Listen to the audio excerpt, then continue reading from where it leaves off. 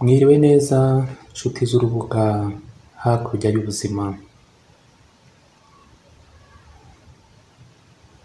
Uhoraho abahe umugisha abarinde, Uhoraho abahe umugisha abamurikishirize mu maso he abagirire neza, Uhoraho abahe umugisha abarebe neza abahe amahoro.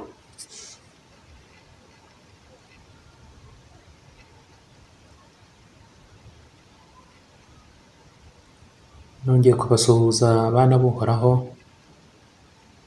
Uhoraho abahoreho nk'uko namwe mumuhozaho mu bugingo, roho n'umubiri. Nongeye kubasuhuza namwe bana b'umubi,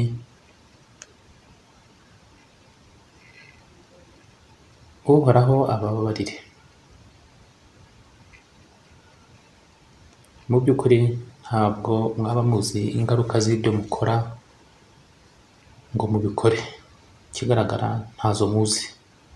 Uhoraho rero abababarire kuko mutazi ibyo murimo.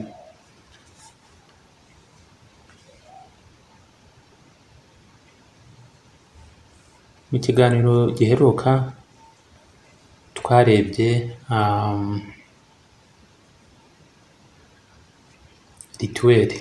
rituweli ikomeye, kandi iyo rituweli iri hakurya y'inyigisho za maji blanche. Mu by'ukuri iyo ni rituweli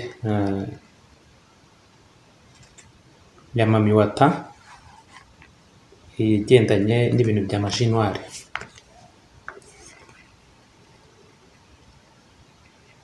Ntabwo nabyigishije kugira ngo mubikore, ahubwo nari ngambiriye kugira ngo mumenye yuko hari abantu bakorana n'imbaraga z'umwijima, abenshi muri bo batanabizi.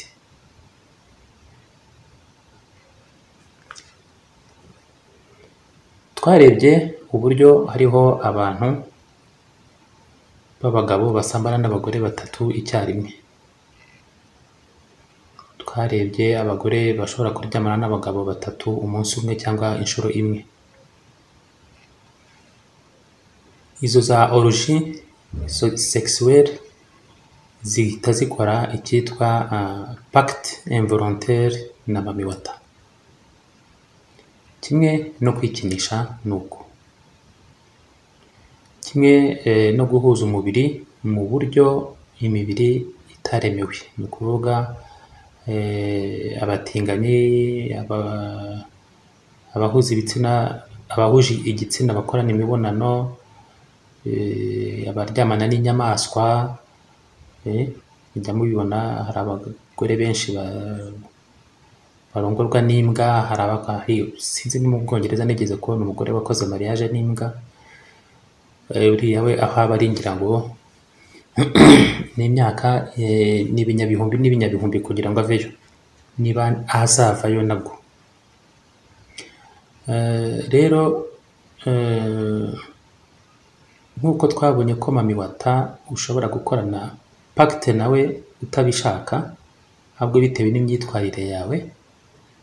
Ni muri izo nzira n'abagore batanga inzira ati niba utinyuka gufata imihango yawe ukayiha umugabo wawe, uba ukoze ikintu kibi cyane, kuko uba uzanyemo ikintu cya vampirisme, uba ukoranye igihango n'imyuka y'amavampaya, bya bishwamwinyo birya abantu bikabanyunyuza amaraso. Niba ufata uri umugabo ugafata ubwoya bwawe bw'ahantu ntavuze ukabutwika, simvuze aho ariho, ntabwo mpavuze, hanyuma ukabuvanga n'amavuta runaka ukabigaburira umugore wawe kugira ngo umuhindurire iki gishushungwe, umenye yuko utazavayo.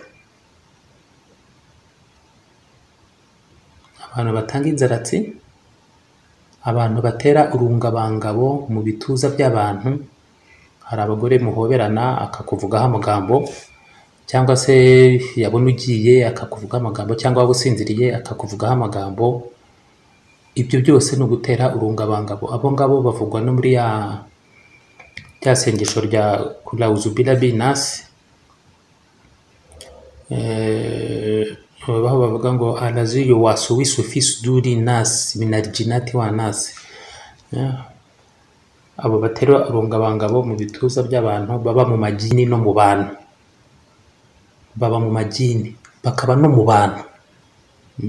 Aho iryo sengesho bavuga ati undinde ikibi cy'amanywa n'ikibi cy'ijoro, undinde ikibi gutyo cy'umugore umeze gutya na gutya, utera urungabangabo mu bituza by'abantu no mu mitima yabo, uba mu majini, uba no mu bantu. Ubu ngubu ni ikibi kiba kiri ku isi. Iyo uteye urungabangabo ni ukuvuga iyo utumye umuntu adatekereza neza ukamuhindura igishushushungwe, ibintu mu by'ukuri uba ukoze ntabwo ubizi, usibye gusa kuzabyibonera isanzure ikagusubiza ibyawe birimo n'inyungu. Birimo n'inyungu nyine. Niba ubikoze inshuro imwe, uwo uzabyakira inshuro ntabara, uzaba warungukiwe. Iyo ukoze icyiza urungukirwa, iyo ukoze ikibi nabwo urungukirwa. Ikibi kiza ari ikibi, icyiza kikaza ari icyiza. Ariko tuziga n'umwuka uyobora ba bantu bagira umugisha nk'uhoraho akabaha ubuhanuzi mu itorero, bakamenyera kuvuga, hanyuma igihe uhoraho atamuhaye ubuhanuzi akazavuga, akikanira ubuhanuzi, akavuga ibyo atatumwe. Uwo mwanya ahita ahindura umutware, ava mu nzira yo kuba yahanuraga mu nzira y'uhoraho, agafata undi mutware, ise w'ikinyoma. Tuzareba n'umwuka ubitera, ku buryo wa munsi ari butegwe anabyuka, umutima ukamubwira ngo wijya gusenga akanga, nibambura ndahanura bamaze kumenya baranyubaha. Ntugende mu nzira y'uhoraho, ukagenda mu nzira yawe. Ya saha yawe yo guhanura rero yagera, kuko ubwo abapasiteri baba bakurisha, baraguhinduye igikoresho barisha, bati mureke umukozi w'Imana agira icyo atubwira, ugatangira ugahanura ibyo wikaniriye. Uwo mwanya hari umwuka urimo ubaza ngo ese noneho buriya buhanuzi buvuye kuhoraho? Oya, ubwo rero buvuye kuri jyewe, kuko ni jyewe nyiri ikinyoma, uriya ni umukozi wanjye. Uba uhinduye umutware. Hanyuma kandi n'ibyo uri buhanura uwo munsi bizanasohora, ndetse n'iyo myuka izaguha kujya uhanura ibintu binasohore, ariko mu by'ukuri ukorera umubi.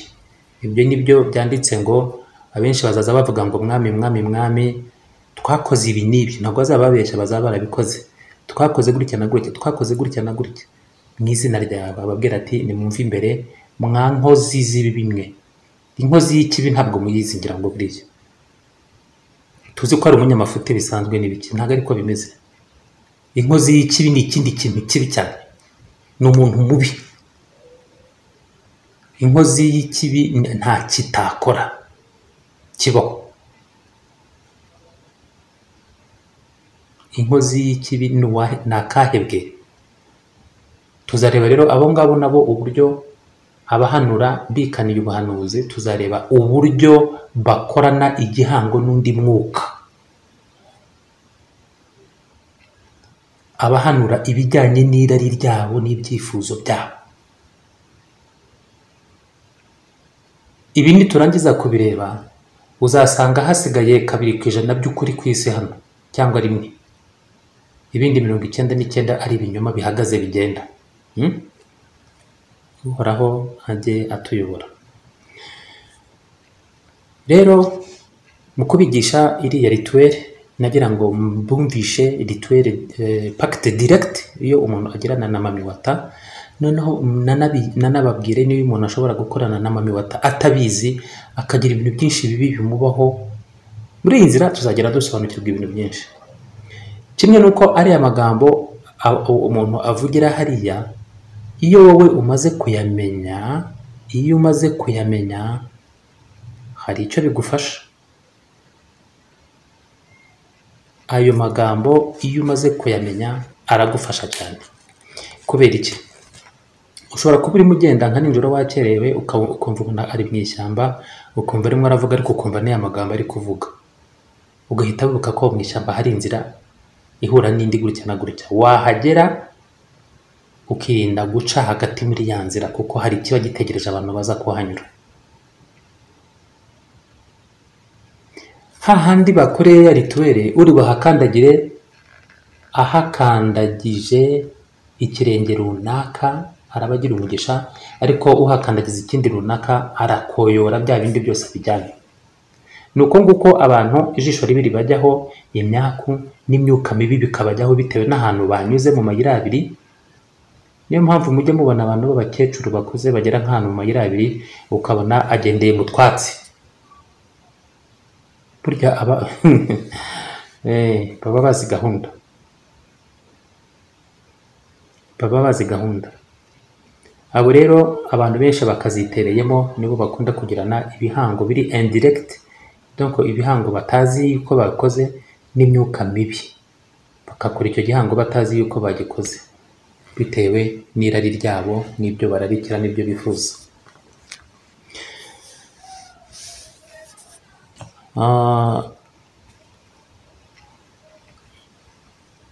Muri magie noire ibintu bikoramo n'ibikoreshwamo byagiye byandikwa mu bitabo bikomeye bya magie, ariko ibyo bitabo ibyinshi byashyizwe ku murongo byandikwa neza n'abapapa babayeho bo muri Kiliziya Gatolika.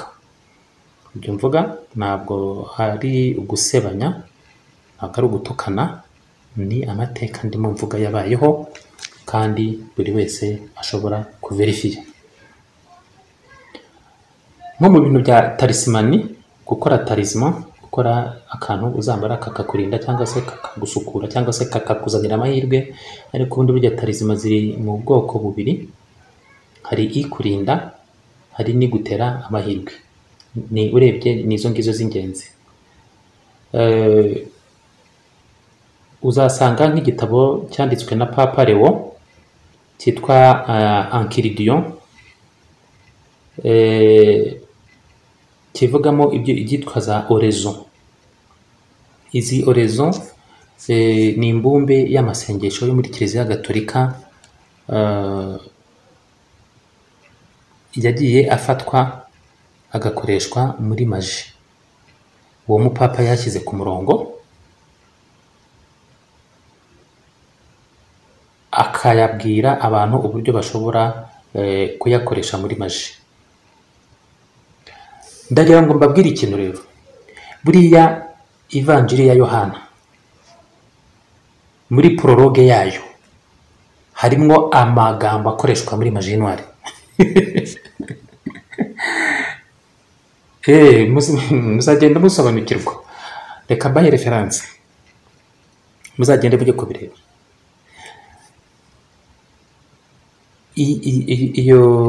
Iyo vanjiri ya Yohana, amagambo akoreshwa muri magie noire yanditswe na Papa Leo wa gatatu. Yari papa mu mwaka wa 795 nyuma y'ivuka rya Yesu kugera mu mwaka wa 816.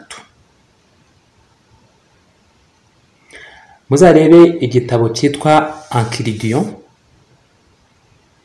ni livre apocryphe muri bya bitabo byahishwe, cyanditswe mu Kilatini bwa mbere i Roma mu mwaka wa 1525. Iyi ni grimoire yohererejwe umwami w'abami Charlemagne, ayohererejwe na Papa Leo wa gatatu. Hazamo na exorcisme, uburyo bwo kuvura, bwo kwirukana imyuka mibi mu bantu n'ahantu, uburyo bwo gushakisha ubutunzi, ariko n'uburyo bwo gukora za pentacle na za amuleti. Harimo rero amagambo y'amasengesho umuntu agumana akajya yavuga, aho bavuga yuko uzaba yambaye iyi oraison nta kintu kibi kizamugeraho, nta bintu by'insanganya, impanuka, ibiza, catastrophe naturelle zishobora kumubaho, uzashaka kumugirira nabi azahura n'umwuka uvanze n'itaka n'ibindi. Upfa kuba iyo orezo wayivuganye kwemera no kwizera. Rero mu mpera plutôt mu ntangiriro y'ikinyejana cya 18 na nyuma yaho n'igihe cya Revolution Française, abafaransa benshi bari iretre hafi 33%. Rero nta bantu benshi bigeze batunga izi za orezo ngo babashe kuzikoresha. Zari zifitwe ahubwo n'abantu bari barize aribo babaga mu madini no mu bindi no mu buyobozi bw'abayoboraga icyo gihe. Ahangaha niyo mpamvu bitakwirakwijwe cyane, kuko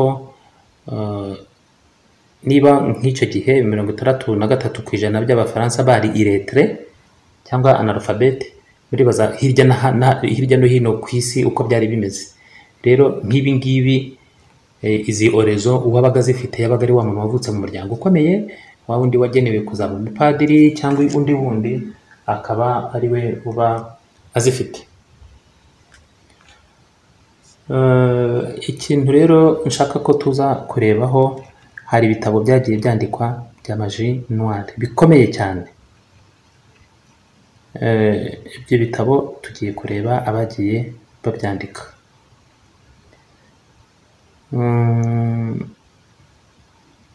Urugero tugiye muri magie noire na invocation du diable, guhamagara satani ukayihamagaza rwose ubizi ubishaka.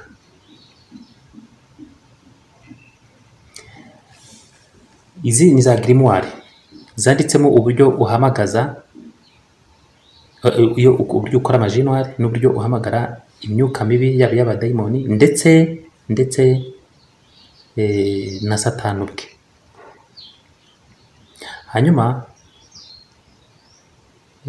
hari umuntu ugeze kubaza atari ko usibye abazimu n'abadayimoni n'abamarayika, abamarayika ni imyuka myiza birazwi, indi ni abadayimoni n'abazimu, ariko si mwisanzure nta yindi myuka myiza ihari itari abamarayika?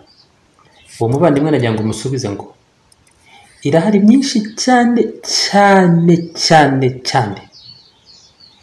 Ngira ngo ngiye nigisha kuri buri bwoko bw'umwuka n'ibyo ukora n'ibiki nkurikije niyo nahawe kumenya. Urumva niyo nahawe kumenya ni mikeya nk'umuntu ufite ubwenge bufite aho bugarukira. Ntabwo nzi, njye mpabwa ibyo ntanga, ariko nanabyigishije nkigisha iyo nzi uko ingana, nakwigisha imyaka nibura 350 buri munsi nkora ibiganiro 2. Harimo imyuka myinshi cyane kurusha uko mubitekereza.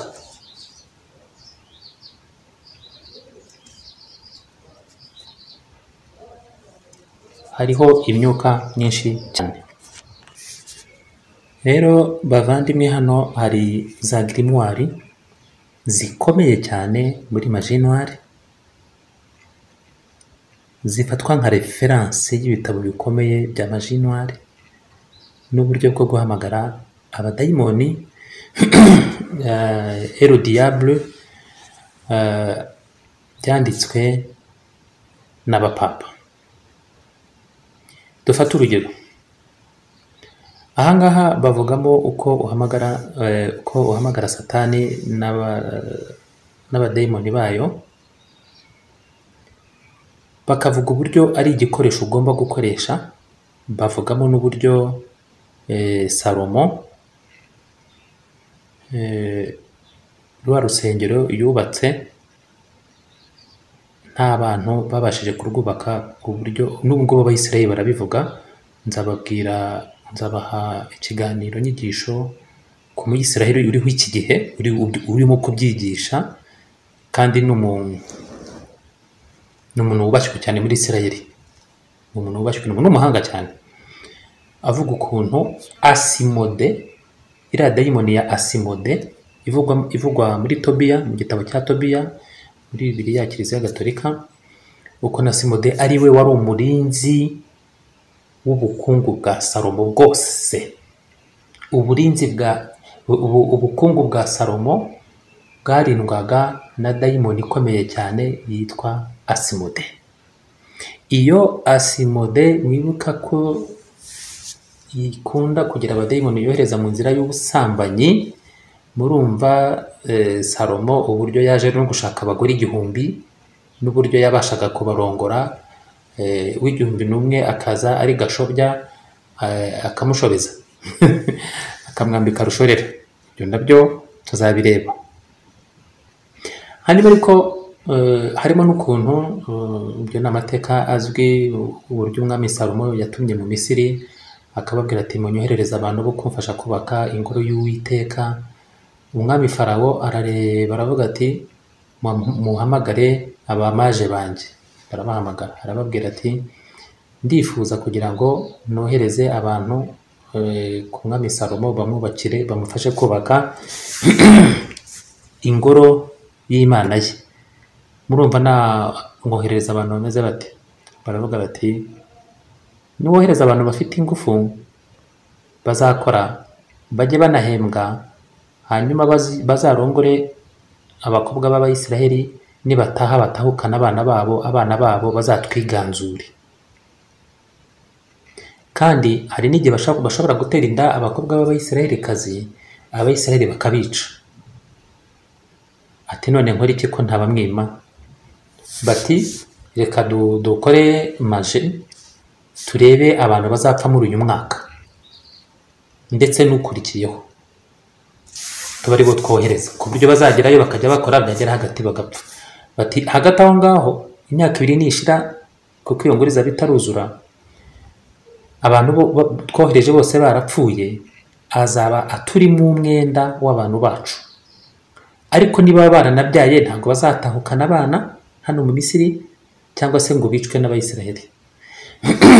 Murumva uburyo kera ikintu cyose cyajyaga gukorwa cyatekerejweho mu buryo bukomeye.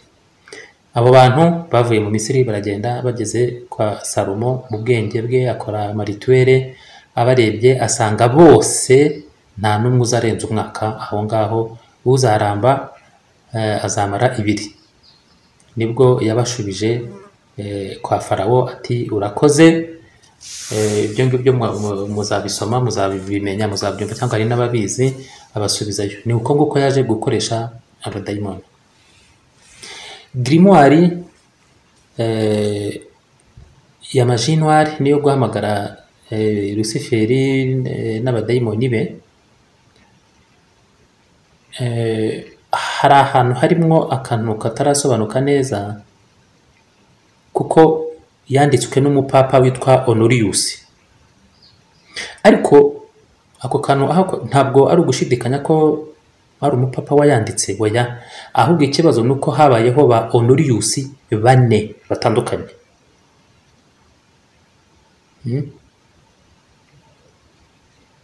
Rero habayeho ba papa 4 bose bitwaga ba Honorius.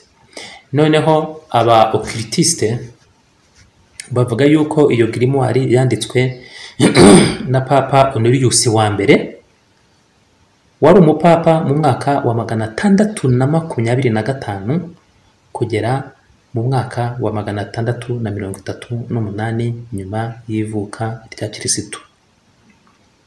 Niwe bakavuga ko rero wateranyije aba magicien bakomeye i Roma, barayandika. Hanyuma konsile ya Constantinople yo mu mwaka wa 680 bamwita umu heretique. Ariko abashakashatsi bandi noneho bo harimo n'uwitwa Eliphas Levi mu gitabo cye cyitwa Histoire de la Magie, yavuze ko umupapa wanditse iyo grimoire ya magie noire, kuko byo ntabwo bishidikanya ko ari umupapa wayanditse, no muri archive z'i Roma birimo, yavuze ko umupapa wanditse iyo grimoire ari Honorius wa 3. ndetse akavuga izina rye yitwaga Sancius Saveri, akaba yarabaye papa mu mwaka w'216 kugera mu 227. rero baje no kumushinja nyine gukora amajinwari, ndetse aza no kujya muri croisade yo kurwanya abitwaga aba Albigeois. Muri iyo grimoire rero irimo majinwari ifatika yo mu rwego rwo hejuru.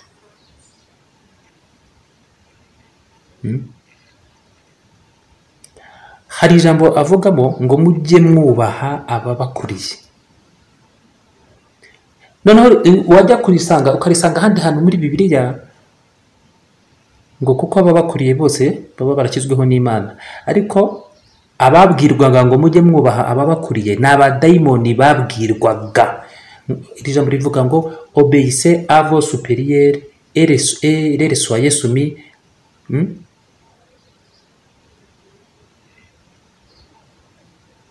Mwubahe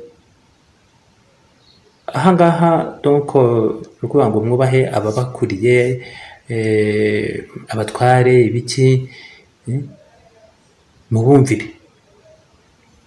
Ariko we yavugaga abadayimoni. Ahandi ukazabisanga muri Bibiliya bivuga ikindi. Iyi grimoire ye irimo za pentacle na figure magique nyinshi cyane, uburyo bwo guhamagara abadayimoni, n'uburyo na za horezo ukoresha, ndetse n'uburyo ukoresha bwo kugira ngo ubasubizeyo. Wenda urugero mfashe nk'akantu gatoya, haraho avuga ngo au nom du Père et du Fils et du Saint-Esprit, alerte, venez tous esprits, par la vertu et le pouvoir de votre loi, et par les 7 colonnes et chaînes de vos rois, tous esprits des enfers sont obligés d'apparaître à moi devant ce cercle quand je les appellerai. Venez tous à mes ordres pour faire tout ce qui est à votre pouvoir étant commandé. Venez donc de l'Orient, Midi, Occident et Septentrion. Je vous conjure et ordonne par la vertu et puissance de celui qui est trois, éternel, égard, qui est Dieu invisible, consubstantiel, en un bon, qui a créé le ciel, la mer et tout ce qui est sous les cieux. Urumva iyo oraison uburyo itangira, mu buryo bwo gukonjera les démons ngo zize mu izina rya Data na Mwana na Roho Mutagatifu. Ni nka alert, ni nka avuga ati karabaye, mwe muhagaze, nyoka mwese nimuze.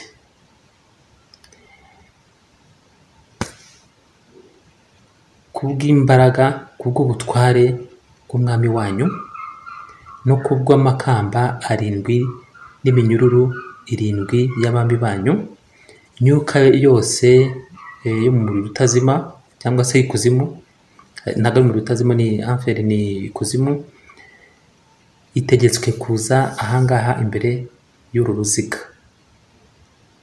igihe cyose nayihamagarira. Mwese muze ku mategeko yanjye, mukore ibyo mushoboye byose kandi mbategetse. Muze muturutse iburasirazuba, muze muturutse mo hagati ku isi, muze muturutse iburengerazuba, muze muturutse amajyepfo n'amajyaruguru.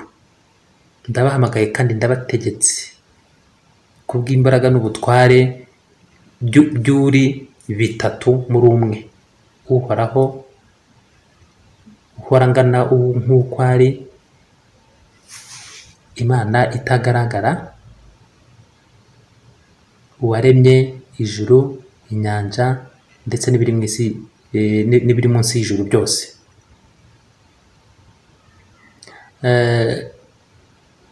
Ahangaha rero intego yo guhamagara iyi myuka mibi ni ukugira ngo uvugane nayo, hanyuma noneho ugirane imibanire nayo, cyangwa se ikintu kimeze nk'ubushuti n'ayo madayimoni, kugira ngo ubashe kuyakoresha icyo ushaka. aho kugira ngo yo agukoresha icyo ashaka ayo madayimoni. Iyo grimoire y'uwo mupapa irimo na formule magique cyangwa se amagambo ari magique yo kugira ngo wongere uyasubize mu bwami bwayo. Ufata ya pentacle ya Salomo hanyuma ukavuga uti voilà votre sentence qui vous défend d'être rebelle à nos volontés et qui vous ordonne de retourner dans vos demeures. Que la paix soit entre vous et nous, et soyez prêts de revenir toutes les fois qu'on vous appellera pour faire ma volonté. Kabona benyumvira. Dore ikibacira urubanza kandi kibabuza kwigomeka ku bushake bwacu, kinabategeka gusubira mu buturo bwanyu. Amahoro abe hagati yanyu natwe, kandi mwitegure kuzaza igihe cyose tuzabahamagaza ngo mukore ibyo dushaka. Iyo usomye igitabo cyitwa Le Dragon Rouge, ndanagifite ahangaha, kirimo uburyo uhamagara iyo dayimoni, dushatse tukanabyiga n'ibindi nibirebire. Ariko ibyo ngibyo ntabwo ari byo wenda twatindaho.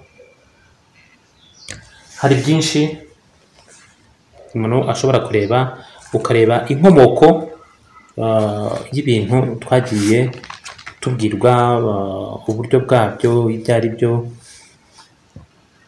ugasanga abantu tubaho mu buyobe gusa, nibyo twiberamo nta bindi.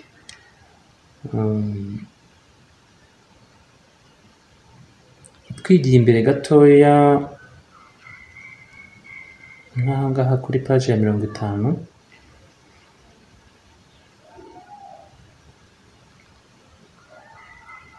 ahangaha ndaza kuberekana rituel ya la poule noire, uburyo bakora rituel y'inkoko y'umukara. Iyo urebye usanga kugira ngo umuntu yiharahare ajye guhamagara imyuka mibi ngo arashaka kugira ngo akore rituel abone amafaranga cyangwa se abe invisible, ajya abasha kubura abantu bamurebaga. Muzasome Bibiliya muzajya mubonamo abantu babashaga kubura, akanyura mu bantu kandi bamurebaga akabanyuramo bakamubura. Hari icyo yabaga akoze, nka cya gihe umuhanuzi ndumva ari Elisa, baje kumushaka bagakabakaba, bakirirwa bamushaka bakamubura. Abandi yabanje hari aho ajya batwitse, hari ahandi bamushatse baramubura kandi ahari, n'ibindi byinshi. Hari ibintu byabaga bibaye. Ntabwo ari ibyo ngibyo, ntabwo ushobora kuvuga ngo kanaka ngo yavutse ngo ari mu muhamagaro ngo uyu n'uyu, ngo hanyuma ngo igihe ashakiye arabura cyangwa ngo akagira gute. Habaho ikintu bita apprentissage, habaho kwiga. Niyo waza waroherejwe n'uhoraho akohereje mu gitondo, nugera ku isi uriga uko ugomba gukoresha bwa bubasha ufite muri wowe. Ntabwo uhagarara ngo uvuge ngo bihise biba. Niyo mpamvu niyo murebye amateka ya Yesu Kristo mwigishwa kandi mwemera, usanga kuva ku myaka 12 ataragaragaye, yaragiye akagaruka afite imyaka 30. Aho yarari harazwi, aho yagiye anyura naho yagiye yiga harazwi, haranditswe, harahari. Ibyo byose rero wenda two kubitindaho. Hari icyo nashakaga kugira ngo mbabwire rituel y'inkoko y'umukara, mwumve amagambo akoreshwamo, uburyo ari amwe n'ayanditse mu bitabo by'Imana, n'amazina ndetse munakoresha. Muri bwumirwe s'il vous plaît. Ni ukuvuga ngo hari amagambo ari muri Bible akoreshwa muri magie noire.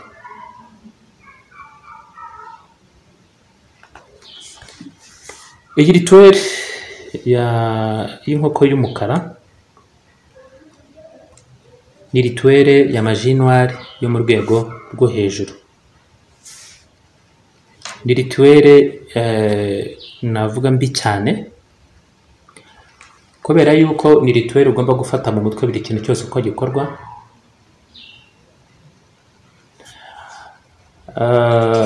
Ni rituel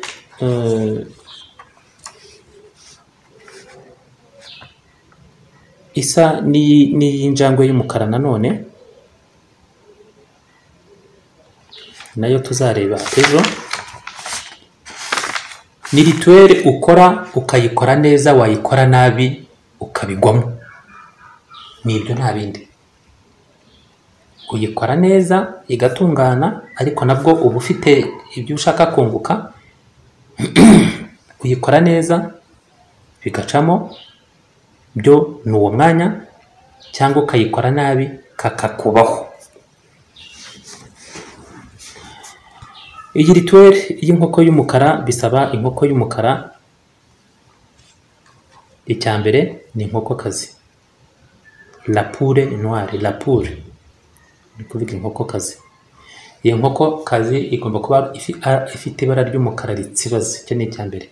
Icya kabiri, igomba kuba idafite n'akabara na gatoya k'umweru cyangwa irindi bara. Icya gatatu, igomba kuba itaratera igi na rimwe. Icya kane, igomba kuba itari yahura na rusake inshuro n'imwe.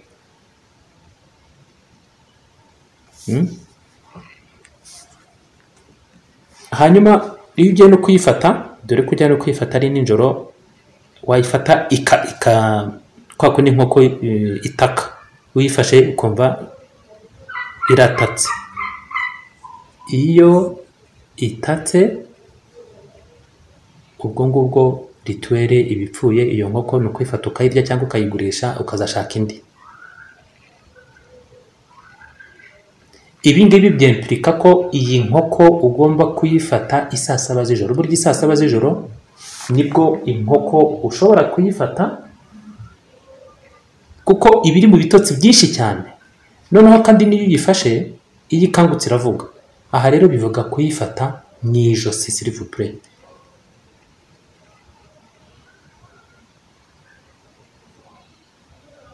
Bivuga kuyifata mu ijosi. Ariko ugomba kuyigeza aho ukorera rituel ikiri nzima. Ni ukuvuga uyisigira akuka gakeya ku buryo itagomba gupfa. Ukagenda ukajya ahantu mu mayira abiri.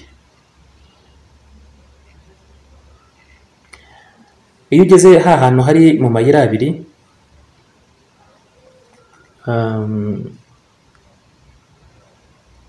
ushaka ahantu hari sipure, ugafata ishami rya sipure. Ubwo mwumva ukuntu bigoye. Ufite inkoko, ufite n'ibindi bikoresho ugomba gukoresha rituel. Ugiye guca ishami rya sipure. Muzi ishami rya sipure ukuntu rikomera. Wenda nushaka kurikonyoze nta kibazo. Kuri kokora se mu mayira abiri muri izo saha.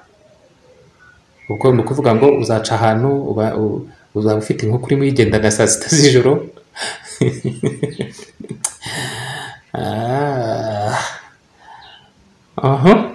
Hanyuma ugende ushaka ishami rya sipure, ugende urushushanyije uruziga rushushanye ujya mu cyerekezo inshinge z'isaha zijyamo. Uzarushushanya uvuga aya magambo avuga ngo Elohim, Esaim, Foga TV, Apelavi. Ahangaha ariko uburyo ahangaha twabyize bitandukanye n'ibiri muri la grande congélation, kuko muri la grande congélation ho uvuga ngo Elohim, Esaim, Foga TV et Apelavi. Hazamo et Apelavi. Niko katarimo hano. Donc barakubwira ngo fata inkoko y'umukara itaratera igi, itaregerwa na rusake, ugende ujya ahantu hari inzira nyabagendwa, hanyuma ujye aho inzira zihurira, nuhagera ubwo ngubwo saa 6 z'ijoro zigomba kuba zigeze, ukore uruziga ukoresheje bagete ya sipure, hanyuma ujyemo hagati ufate ya nkoko uyicemo kabiri mu gatuza, uyikatemo kabiri. ubwo ngubwo ugomba kuba ufite icyuma cy'isugi gifite manshe y'umukara, gifite ikirindi cy'umukara. Hanyuma ya nkoko uko iva amaraso uvuge aya magambo, ariko nushushanya na rwa ruziga nabwo ugomba kuba urimo kuyivuga.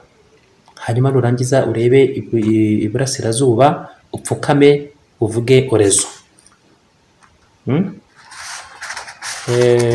Iyi orezo ndayifite, reka nibarebere hano.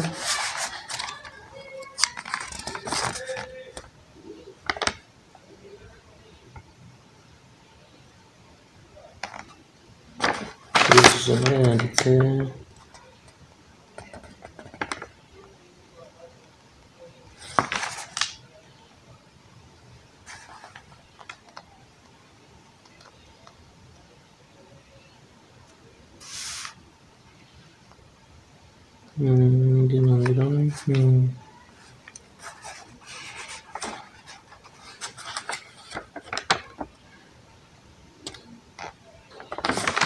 rezo nayanditse hera, nari naranditse kandi ndagenda nuko. Ariko icyo nashakaga kuvuga, iyi rituelle ya poule noire ni rituelle ukora wamara kuvuga iriya jambo inshuro 3, hakaza icyo bita l'esprit immonde, donc umwuka mubi ufatika ukakubaza amategeko ushaka kugira ngo uwuhe, hanyuma ukawubwira ibyo ushaka kandi urakumvira, hanyuma ukaguha amafaranga menshi ashoboka. Hari abandi iyi rituelle bayikora bamara gushushanya rwa ruziga, hanyuma bagacukura umwobo, inkoko bakayicamo kabiri bahereye mu ijosi bamanura mu gatuza bacisha no kunda, amaraso n'ibirimo imbere byose bikameneka muri wa mwobo, hanyuma nayo ukayishyinguramo.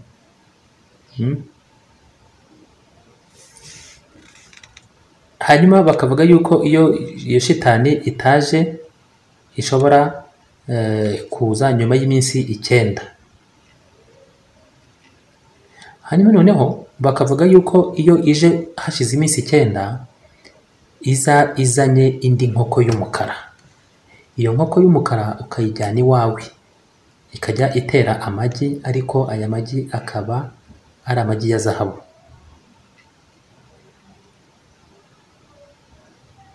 Ahangaha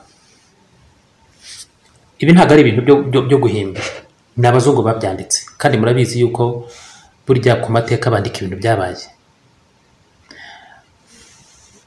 Nko muri dictionnaire infernale y'uwitwa Jacques Corin de Prancy yavuze yuko umubankiye witwaga Samuel Bernard yari afite iyi nkoko yateraga amagi ya zahabu. Ubwo yapfaga mu 1739, umutungo we wanganaga na miliyoni 33 z'amafaranga y'amafaransa. Ayo ari amafaranga menshi cyane.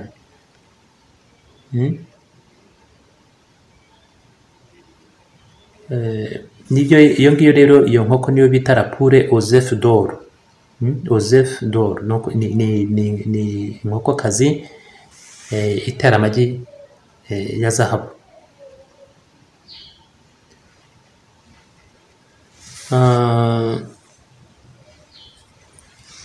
Abantu bagiye bakora iyi rituelle bakabasha kuyikora neza, bose batunze amafaranga mu buryo bufatika, biramenyekana. Ariko iyo apfuye iyi nkoko ihita ibura. Icyo ni kimwe. Icya kabiri, akantu akenshi bakunda guhuriraho, usanga nk'amafaranga yari afite yose mbere yo gupfa yagiye arayabikura ayazana iwe mu rugo, yapfa muri cya gihe abantu barimo basezera umurambo mu cyumba hagafatwa n'inkongi y'umuriro, ya mafaranga yose agashya. Ikintu gisigara ni ubutaka yaguze, ikintu gisigara ni amazu yaguze. Nabwo iyo afite abana baragenda ya mafaranga bakagurisha ibintu bakabimara, amafaranga bakayarya agashira neza.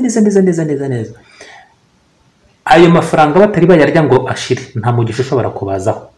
Barayarya bagasinda, abandi bakasara, abandi bakagira gute, bakajya mu ndaya, abandi bakajya kurogesha n'ibintu. Ariko aya mafaranga yamaze gushira nta kintu gikomoka kuri ayo mafaranga bafite, nibwo umugisha wabo ugaruka, nibwo batangira gutunga no gutunganirwa.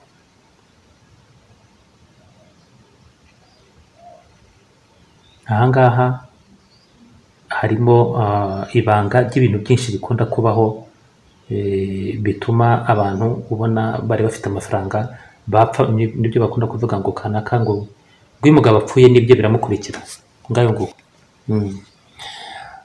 Ndumva atari na ngombwa yuko ya ntuza nyivuga ya orezo, kuko ninyivuga abantu bashobora kuzagenda bakayikoresha ugasanga ndabaroshye. Ariko ikintu cyangombwa mugomba kumenya ni nk'aya magambo baba bavuga ngo Elohim, Esaim, Frugative et Apelavi. Wumvisha umuntu arimo yavuga wamenye ibyo arimo. Ikindi muri iyi nzira ya machi branche muri mu mwiga, ibi ngibi mukwiye kubimenya. Abari muri groupe nigisha, groupe ya mbere bo bamaze kumenya uburyo umuntu wakoze ibi ngibi ashaka kubyikuraho uburyo yabikora. Iyi ngiyi bayita rituel de contre-envoûtement personnalisé. Ni ukuvuga ngo uburyo umuntu umukorera rituel yo kwivura ibyo yiroze, kuko aba yaragiye gukorana igihango n'iyo myuka mibi ari we wijyanye. Iki ngiki ni ikintu gikomeye no kugira ngo ubashe kugikora, kubera yuko kurogora uwiroze abizi abishaka ni ibintu bigoye cyane. Ikintu ntavuze, iyi esprit y'umwanda isa nabi, iyi daimoniza iza ifite umutwe nk'uw'imbwa, ifite amatwi ameze nk'ay'indogobe, ifite n'amahembe abiri, ifite amatwi maremare nk'ay'indogobe ariko ifite n'amahembe abiri, yambaye ishati veste y'umuhondo n'ipantaro ijya gusa nk'icyatsi, ariko iba ifite sabo, iba ifite ibirenge nk'iby'inka. Ahangaha iyi ngiyi ni ibintu abadayimoni bakunda gukora. Aza afite isura utigeze ubona ku bintu biri hano ku isi. Iyo sura wowe iyo uyibonye nta kindi kikubaho usibye guhahamuka ukabaho kwirukanka ugasara, noneho ya rituel ikagufata ikakwica. Ni ukuvuga ngo ibi ni ibintu bikora abantu bafite umutima w'igiti, w'ikinya, w'ibuye, w'ishyano. Idayimoni rero babandi bajya bavuga ngo nabonye ngo sefere ngo bize gutya, ngo ntabwo ari uko ateye, ahubwo muri icyo gihe ashaka kukwireka agira ngo kwereka uburyo ari mubi, ateye ubwoba, wowe uhahamuke. Naho ibinono by'inka se mu isi y'umwuka bikora yiki? Umutwe nk'uw'imbwa se mu isi y'umwuka ukora yiki? Ibyo ngibyo ni ibintu, ni valeur symbolique, niko nabyita. Ejo tuzareba rituel y'injangwe y'umukara. Ni rituel ikomeye cyane. Icyo nshaka kugira ngo nzayimenyeho ni ibintu bikoreshwa, bizatuma hari byinshi mumenya ku buryo muzajya mwirinda. Ahangaha nshatse kubereka aya magambo akoreshwa nk'iyo ngiyo ngo Elohim, Erohe. Ayo mazina y'Imana usanga abapapa barafashe bakakurusha no muri za majinwari kera. Ubu ngo ntibigikora, wenda babikora mu ibanga ryabo kuko bari bose barabizi. Ariko Bible mureba ihatse ikindi kintu mutazi, ariko muzagenda mukimenya. Ubu ngubu mwese muravuga muti uyu muntu binavuga abikora he? Natanze reference. Abantu muri iki kinyejana cya 21 muri 2021 nibwo mumenye ibi bintu yuko bimeze bityo. Ariko noneho mubimenye mu gihe wa mupapa uriho uyu munsi arimwo avuga ati iyi Bibiliya irashaje, reka tuyikureho dushyireho igendanye n'igihe, kandi bazayikurikira. Kandi byari byanditse muri iyo Bibiliya ngo uzongera cyangwa akagabanya akantu na gatoya ku nyuguti zanditse mwaha ngo azahura n'ibyago bikomeye, ngo bitwa nuko yari kuvuka bakamuzirika ibuye mu ijosi bakamunaga mu mazi n'ibindi.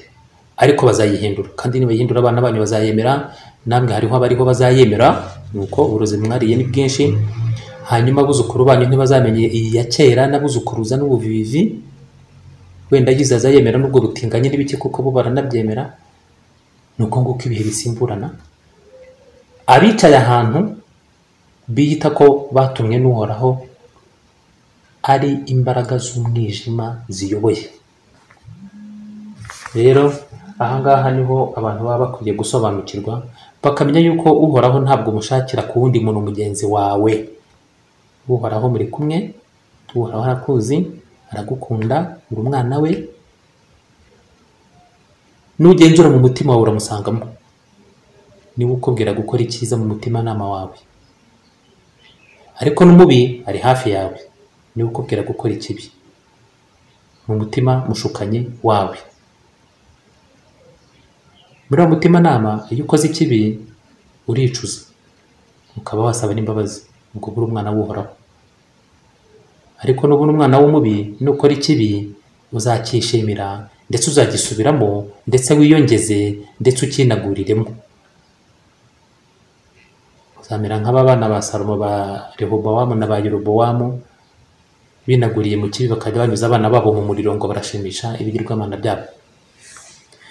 Ngayo nguko iyi ritore nanze kujyamo cyane no kuvuga oraison uvuga, kuko nzi ko abantu bashobora kuyikora ugasanga ari abantu bapfuye kubera ibintu natanze. Iyi ngiyi y'injangwe y'umukara yo nzi neza ko batayishobora, nzayivuga ariko nzi ko batayishobora, cyangwa se nahishamo n'akantu kamwe. Izi zose ndazizi, kuki se nta nemwe nakoze?